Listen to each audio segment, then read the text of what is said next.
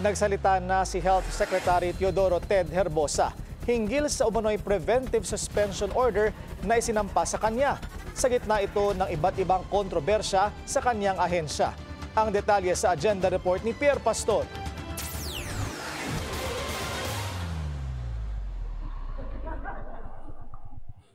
Daming tumatawag sa akin kasi daw may preventive suspension ako. Wala naman ako natatanggap preventive suspension.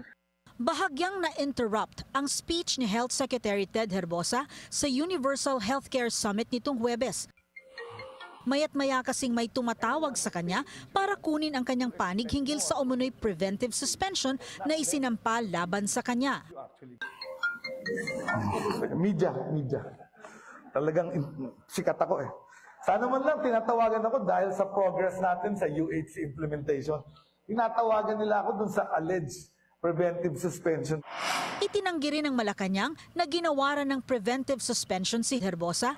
Unang lumabas ang umano'y suspensyon ng kalihim sa Politico.com.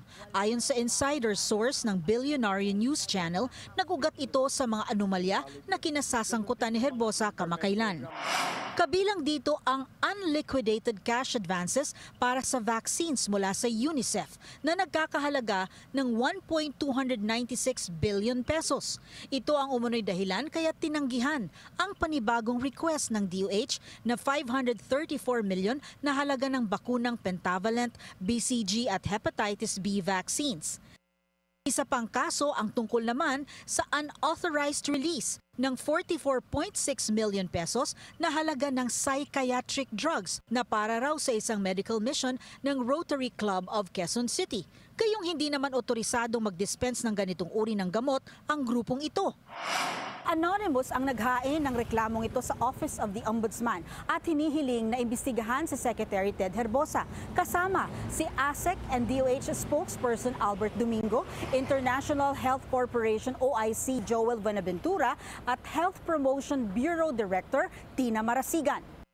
Nakasaad pa sa inihaing kaso na power tripping umano o ginagamit ng mga nabanggit na opisyal ang transfers at reassignment sa posisyon ng mga DOH official bilang parusa sa mga hindi sumasang-ayon sa kanila.